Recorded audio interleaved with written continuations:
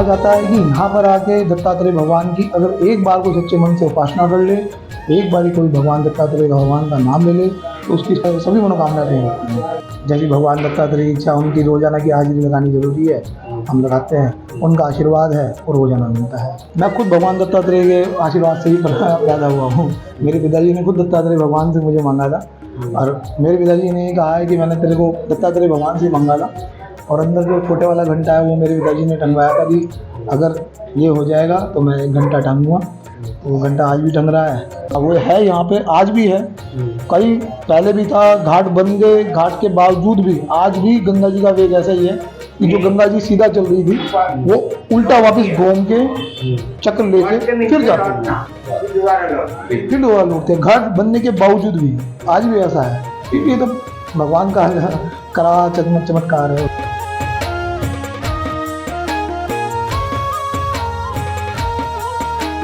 धर्म नगरी हरिद्वार में यूं तो कई देवी देवताओं के प्राचीन मंदिर हैं, मगर हम आज आपको उस स्थान के दर्शन कराने जा रहे हैं जहां मां गंगा को भी स्वयं लौट कर आना पड़ा था।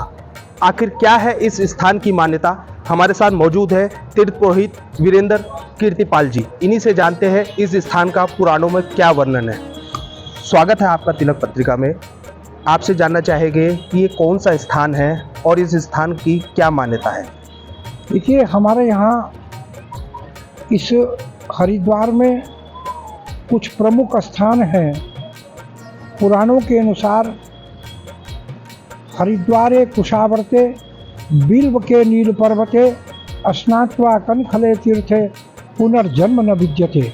जहाँ पर स्नान करने के बाद मनुष्य जीव आवागमन के बंधन से जो है वो मुक्त हो जाता है। देखिए, कुशावर्त घाट जब माँ गंगा का अवतरण भूलोक पर हो रहा था, भगवान शिव की जटा से जब निकल रही थी वो धारा, तो आगे आगे भागीरथ थे, राजा भागीरथ, और पीछे पीछे माँ गंगा जब आ रही थी तो इस कुशावर्त घाट में यहाँ भगवान दत्तात्रेय जो है आराधना कर रहे थे और माँ उनका कुशा और उनका जो कमंडल है वो लेके बहा के आगे ले गई।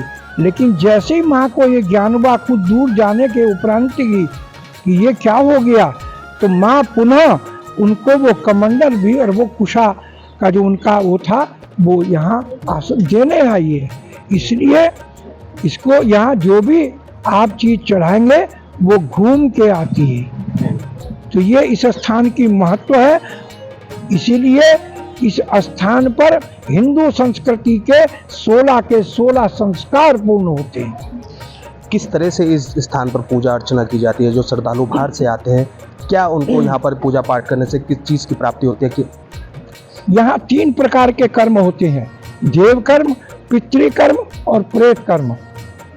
प्रेत कर्म उसे कहते हैं कि जो मरणोपरांत जो भी यहाँ और जब दैहिक संस्कार हिंदू धर्म का जो अंतिम संस्कार है वो यहाँ संपन्न होता है। इस स्थान की ये गरिमा है।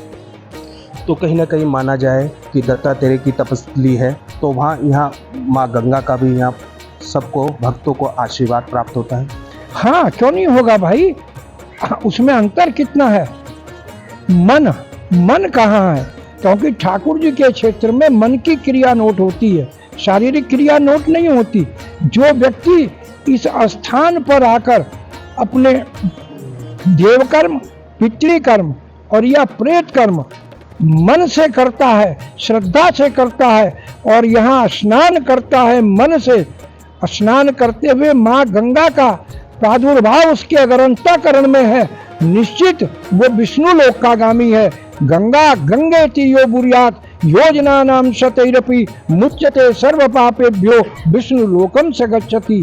जो हजारों योजन दूर भी अगर मन में गंगा है और स्नान कर रहा है, चाहे वो कूप में कर रहा हो चाहे घर पे कर रहा हो, अगर अंतःकरण में गंगा का प्रादुर्भाव है तो निश्चित वो भी विष्णु लोक का गामी।